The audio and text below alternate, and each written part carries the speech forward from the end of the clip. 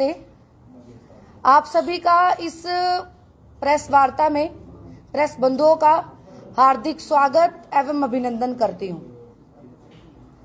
हम सभी के ध्यान में है कि हिमाचल प्रदेश में कुछ दिन पूर्व बादल फटने और भारी बारिश होने के कारण काफी तबाही हुई, काफी लोगों का नुकसान हुआ, कई लोगों की दुर्भाग्यपूर्ण मृत्यु हुई।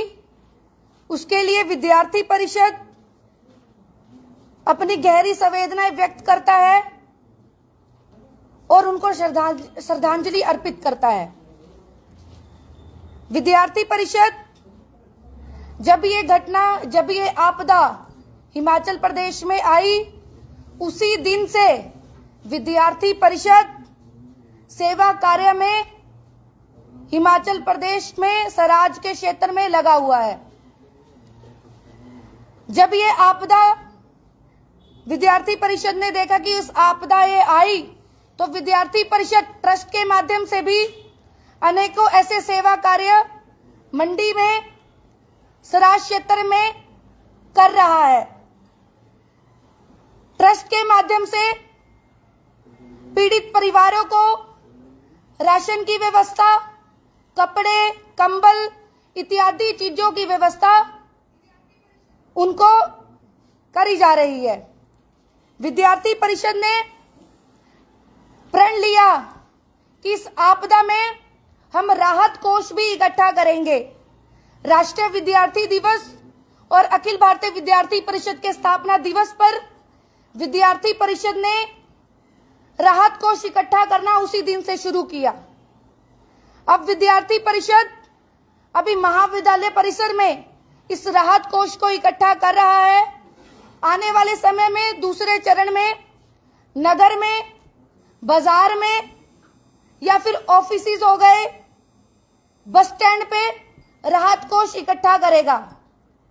तीसरे चरण में प्रदेश स्तर पर घरों में, गांवों में, हर जगह विद्यार्थी परिषद इस आपदा क्षेत्र के लिए राहत कोष इकट्ठा कर रहा है।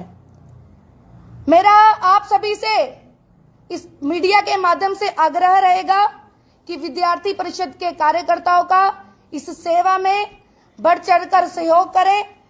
मैं आप सभी आम जनमानस से आग्रह करती हूं। आज की जो ये प्रेस वार्ता रखी गई है, हाल ही में 11 तारीख से 13 तारीख तक पालमपुर में संपन्न हुई प्रदेश कार्यकारिणी बैठक, इसी विषय में यह प्रेस वार्ता रखी गई है। अखिल भारतीय विद्यार्थी परिषद की पूरे साल में 2 बैठकें प्रदेश कार्यकारिणी की होती है। जो पहली बैठक जनवरी माह में नालागढ़ में हुई थी, जिसमें आगामी आंदोलन और आगामी कार्यक्रमों की जानकारी भी मीडिया के समक्ष रखी गई थी।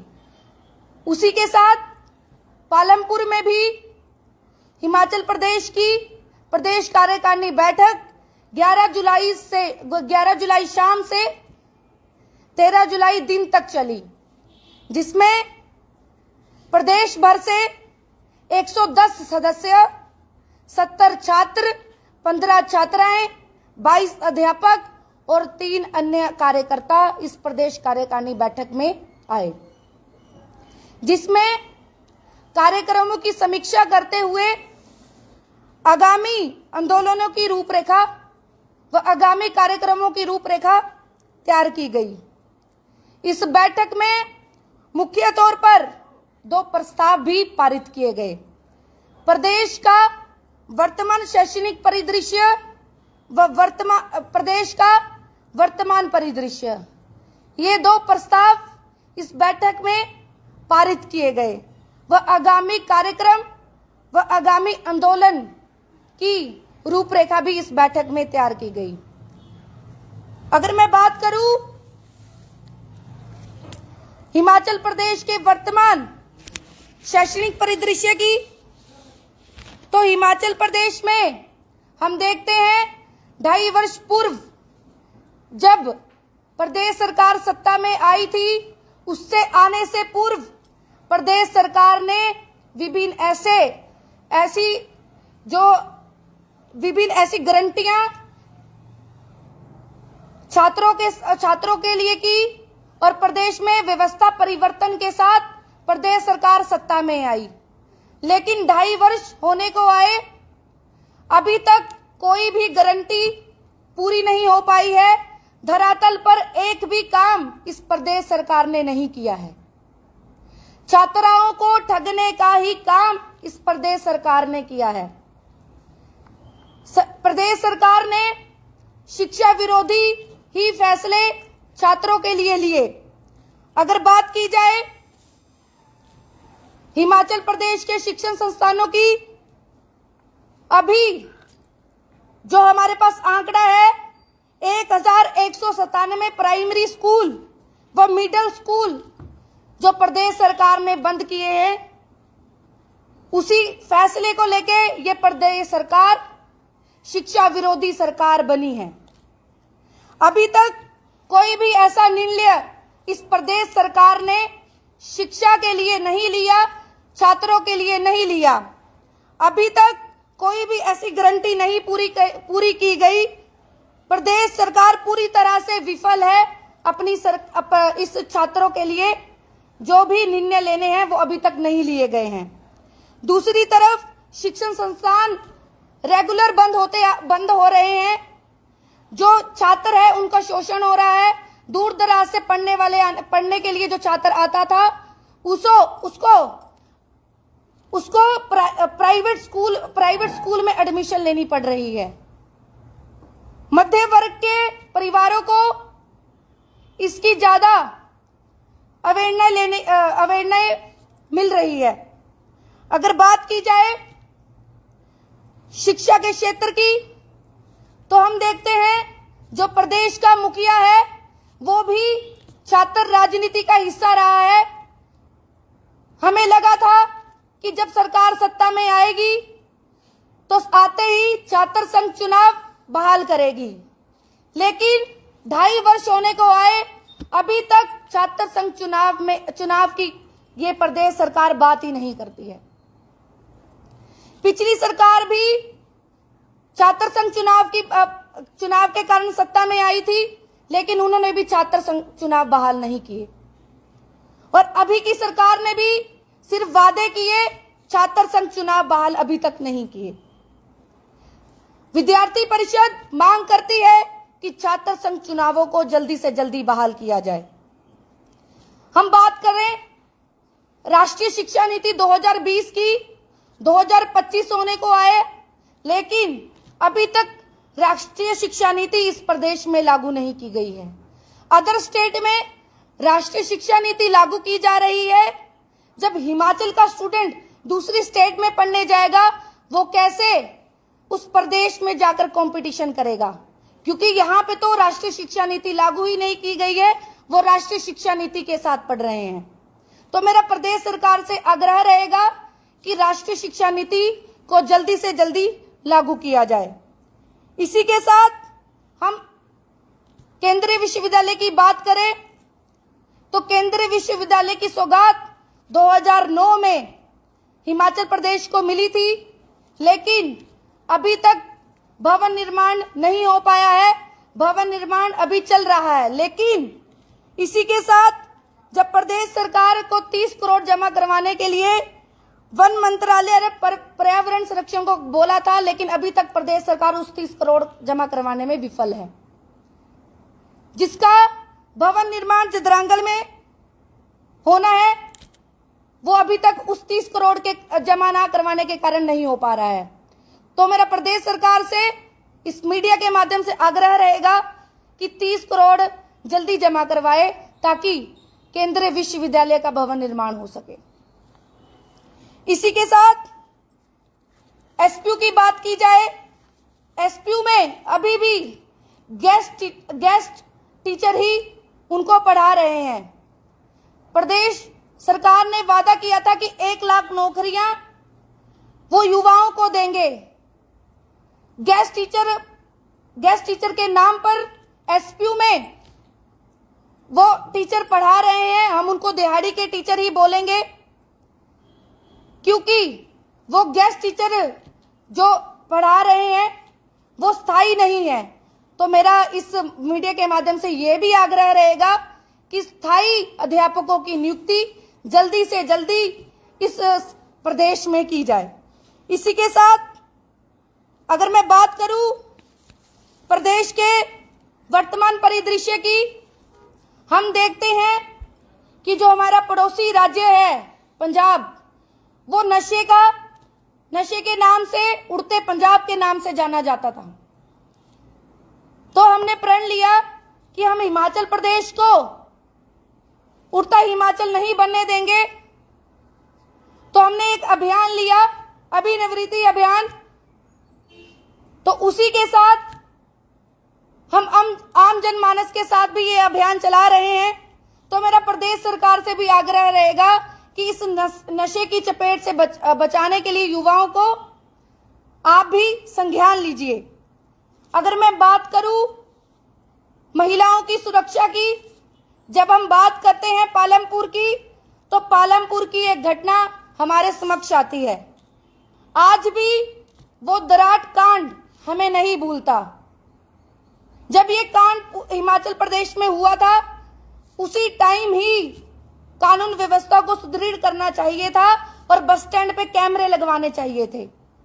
लेकिन उसके बाद भी प्रशासन इंतजार करता रहा ऐसी घटना हो। तभी जब एक युवती शिमला से पालमपुर आ रही होती है, कांगड़ा में बस स्टैंड पे पालमपुर की बस का इंतजार कर रही होती है, उस बहन के साथ छेड़छाड़ की जाती है। वो बहन विद्यार्थी परिषद की कार्यकर्ता है। उसने अपनी आवाज जो विद्यार्थी परिषद से उसको मिशन साहसी के लिए, जो विद्यार्थी परिषद माना जाता है, जो महिलाओं में साहस भरने का काम करता है, वो बहन भी विद्यार्थी परिषद की कार्यकर्ता है। उसने अपना साहस दिखाया, उसकी आवाज उठाई। और पुलिस की भी मैं इसमें सराहना करना चाहूंगी। पुलिस भी, कांगड़ा पुलिस भी बधाई की पात्र है कि उन्होंने इस पे संज्ञान लिया, एक एग्जाम्पल सेट किया कि अगर ऐसी कोई घटना होती है तो कांगड़ा पुलिस उस पे एक्शन लेगा। तो इसी के साथ मैं हिमाचल प्रदेश पुलिस से भी आग्रह करना चाहूंगी कि कांगड़ा पुलिस ने जो एग्जाम्पल कांगड़ा में सेट किया, हिमाचल प्रदेश में कहीं पे भी हमारी बहन होती है वो सुरक्षित महसूस करे। इसी के लिए पुलिस प्रशासन से आग्रह रहेगा, प्रशासन से आग्रह रहेगा कि ऐसे ही एग्जाम्पल सेट हमें करने चाहिए, ताकि हमारी बहन बेटियां शरेआम घूम सके और आराम से घूम सके, इस प्रदेश में सुरक्षित महसूस कर सके। इसी के साथ अगर बात की जाए बेसहारा गोवंश की, तो बेसहारा गोवंश सड़कों पर पाया जाता है। गाय हमारी माता है, ये निबंध हमने बचपन में जरूर पढ़ा है। लेकिन अभी जो बेसहारा गोवंश है वो सड़कों पर पाया जाता है, जिसके कारण दुर्घटनाएं होती है। हम देखते हैं अभी हाल ही में कितने केसेस कुत्ते के काटने से आ रहे हैं। कुत्ते के काटने से जो रेबीज होता है उसका तो कोई इलाज भी नहीं है। तो मेरा प्रशासन से आग्रह रहेगा कि इस विषय पे भी संज्ञान लिया जाए। इसी के साथ ये जो दो प्रस्ताव है, इन्हीं मुद्दों को लेकर पारित किए गए। उसके बाद हमारी आगामी आंदोलन जो इस प्रदेश में रहेगा, आगामी कार्यक्रम जो इस प्रदेश में रहेंगे, अभी हमारे पहले चरण में जो सदस्यता अभियान विद्यालय सदस्यता में चल रहा था वो पूर्ण हो चुका है। अभी जब महाविद्यालय लग जाएंगे तो इसी के बाद दूसरे चरण में हमारा महाविद्यालय सदस्यता अभियान चलेगा। और इसी के साथ अखिल भारतीय विद्यार्थी परिषद ने पूरे प्रदेश भर में एसएफडी के माध्यम से पौधारोपण करने का निर्णय भी लिया है। और इसी के साथ विद्यार्थी परिषद जो जीके टेस्ट पूरे प्रदेश भर में 9th से लेकर +2 तक के स्टूडेंट के लिए करवाता है, वो भी विद्यार्थी परिषद इस अक्टूबर माह में उसको करवाएगा। इसी के साथ हमारी बहनों के लिए जो प्रदेश का छात्र सम्मेलन है वो भी इसी वर्ष किया जाएगा। जो हमारे आगामी आंदोलन रहेंगे उसकी जानकारी मैं आपके समक्ष रखती हूं। जो ये आगामी आंदोलन है वो 16 जुलाई से 2 अगस्त तक चलेंगे, जिसके जो हमारी मांगे इस प्रदेश सरकार से, प्रशासन से रहेगी वो इस प्रकार रहेगी कि छात्रों का लोकतांत्रिक अधिकार छात्र संघ चुनाव जल्दी ही बहाल करे प्रदेश सरकार। राष्ट्रीय शिक्षा नीति 2020 को अति शीघ्र सुचारू रूप से लागू किया जाए। शिक्षण संस्थानों का राजनीतिक दवेश से तालाबंदी करना बंद करे प्रदेश सरकार। शिक्षण संस्थानों का आधारभूत संरचना को सुदृढ़ किया जाए। शिक्षण संस्थानों में मूल्यांकन प्रक्रिया को सुदृढ़ किया जाए। प्रदेश में खनन माफिया व नशा तस्करों पर नकेल कस बिगड़ती कानून व्यवस्था को सुदृढ़ किया जाए। ये हमारी कुछ मांगे रहेगी। जो इसकी तिथियां हैं, आंदोलन की तिथियां, वो आपके समक्ष रखती हूं। हमारी जिला स्तर पर प्रेस वार्ता रहेगी जो कि जिला संयोजक और विभाग संयोजक के माध्यम से रहेगी। वो 17-18 जुलाई को रहेगी। प्रदेश भर में इकाई स्तर पर ज्ञापन व प्रधानाचार्य के माध्यम से मुख्यमंत्री जी को ज्ञापन दिया जाएगा। वो 21 जुलाई को सभी इकाई स्तर पर दिया जाएगा। हस्ताक्षर अभियान और पर्चा वितरण 23 से 24 जुलाई तक को कैंपसेस में चलेगा। इकाई स्तर पर धरना 28 जुलाई को होगा। सांकेतिक भूख हड़ताल 24 घंटे की भूख हड़ताल 30 तारीख से 31 तारीख तक चलेगी। जिला स्तर पर धरना डीसी और एसडीएम को ज्ञापन 2 अगस्त को होगा। आप सभी का कोई प्रश्न है तो वो पूछ सकते हैं। अपनी शुरुआत में बात की आपदा की, जो सिराज में आपदा आई है, मंडी के सांसद की बात करें तो जो बयान है उस बयान को